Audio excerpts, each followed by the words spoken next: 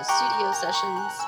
I am Brooke, and I'm excited to talk about this topic for the week. You probably, if you're watching on YouTube or on the video on Spotify, can tell what we're going to be talking about by the, either title of this episode or my background. Because my background gives a little homage to some of my favorites. Before we jump into the main topic, I want to take just a minute to talk about a little update to the Paramount buying Warner Brothers discussion. If you missed that episode, it was the very first episode of the studio sessions. So you can go check that out. I'll link it.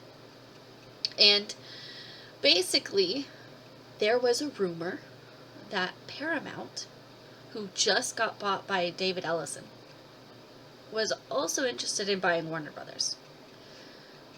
And I gave my reaction and thoughts on that in that first episode, but I have a little update to share.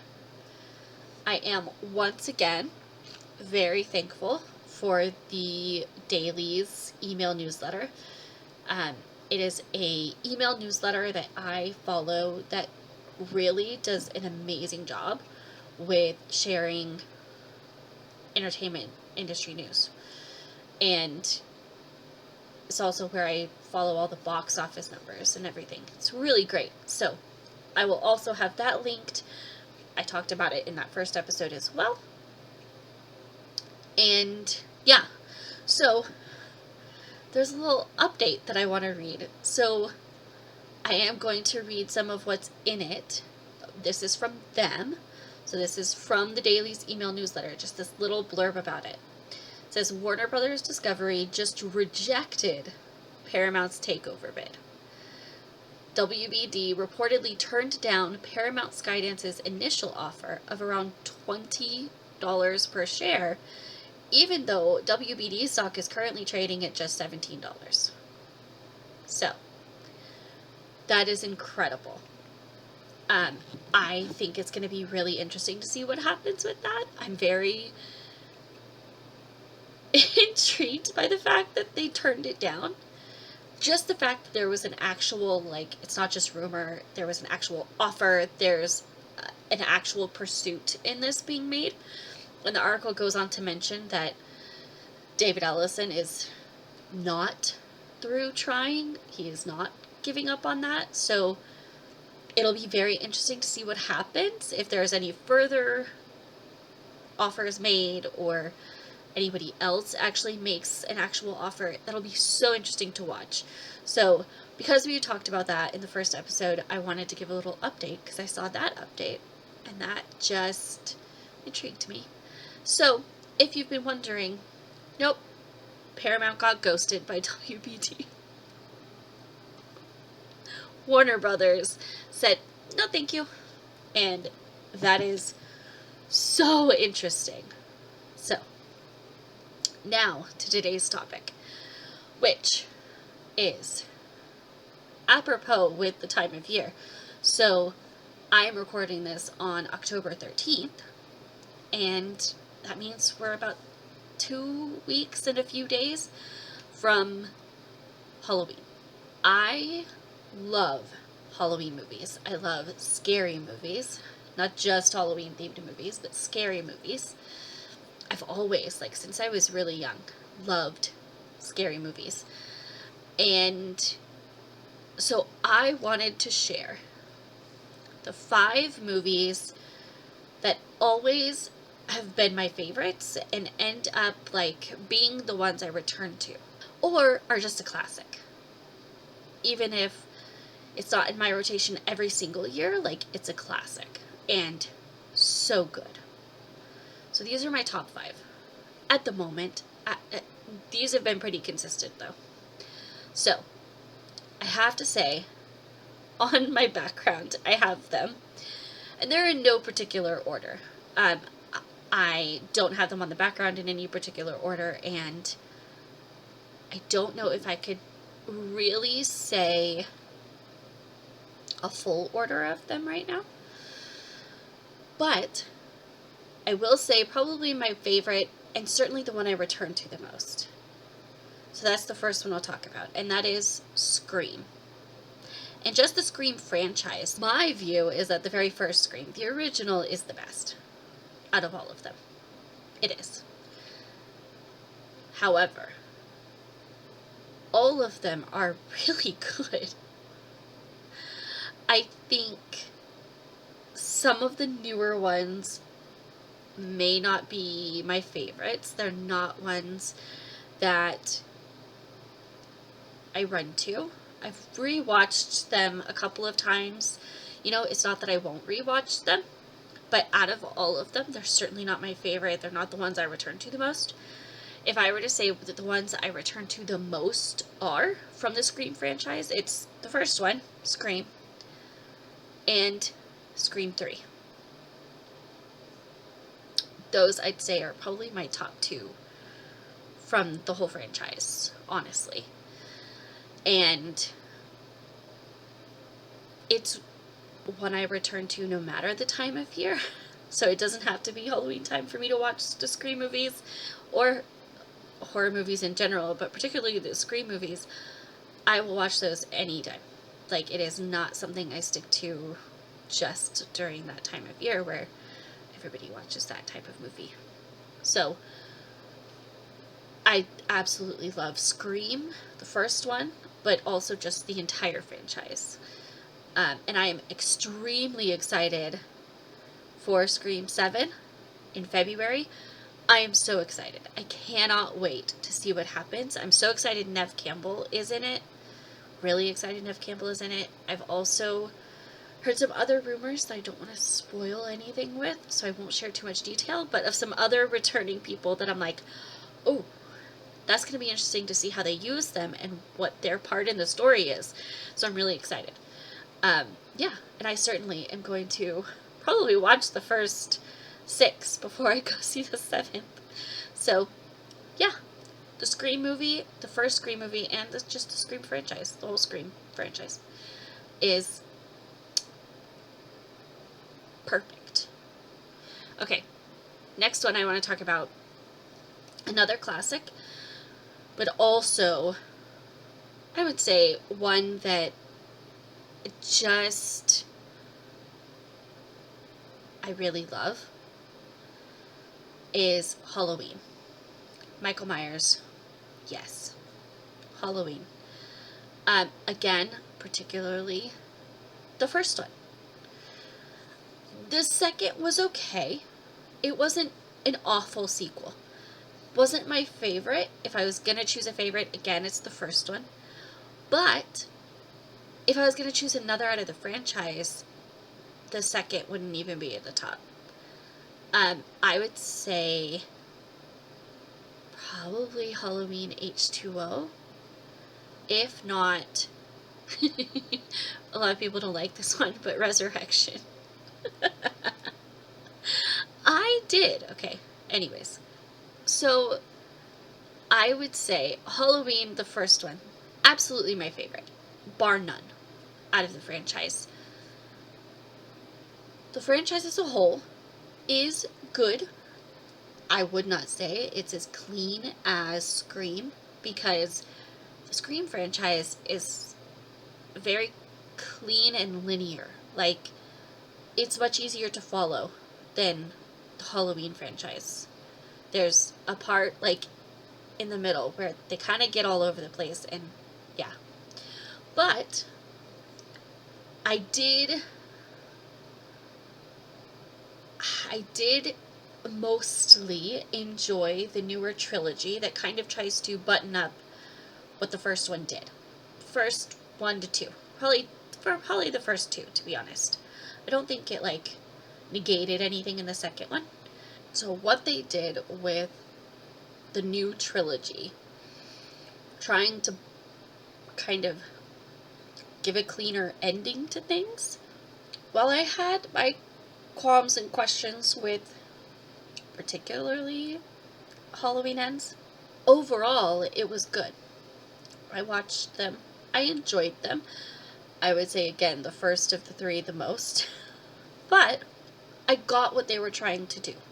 That is what we're looking at for Halloween. That is my thoughts on it and what my favorites in the Halloween franchise are. The next one.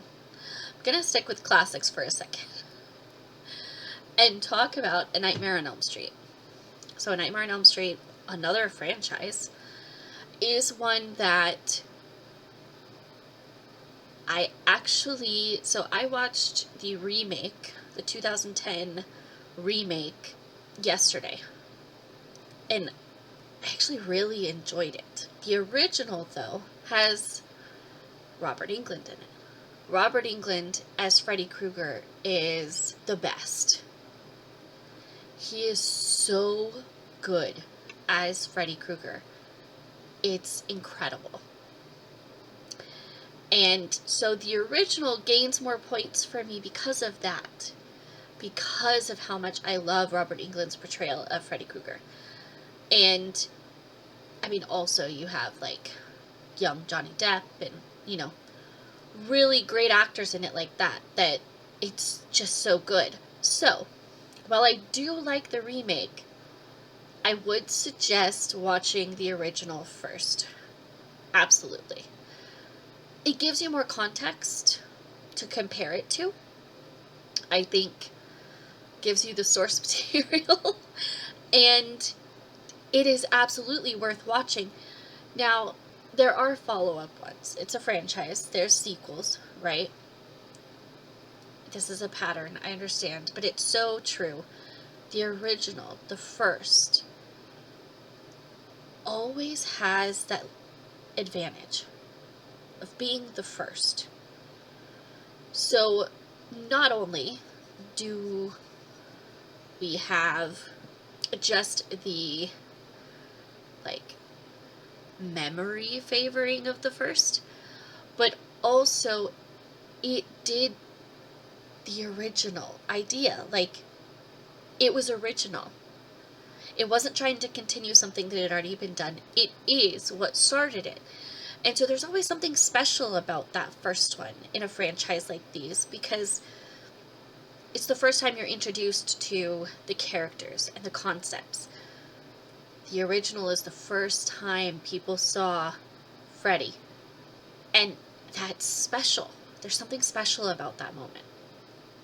So, I really love the original. And there's that iconic scene of Johnny Depp getting killed in the bed. That is crazy. But it's so good. So, that one I had to mention and talk about. And I also wanted to talk about the remake just because out of all of the remakes I've seen, it's actually probably the best. Like, out of the remakes that are coming to my mind, it was a really good remake. It did change some things, but as its own attempt at the story, it is really good. It didn't try too hard to be the original,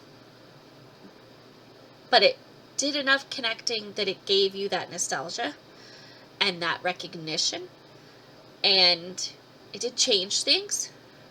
The approach to Freddy was very different, and so there may be things about that, you know, you may or may not like, but it was a very good, unique own attempt at that idea, and so I actually thought it was really well done. It also has some really good actors in it also. So, yeah, that's my thoughts on that one. And now let's move to the other classic I wanted to talk about, which is The Shining. The Shining, unlike the other three, aren't a franchise. It has a little bit of it has Dr. Sleep, right? So that's interesting.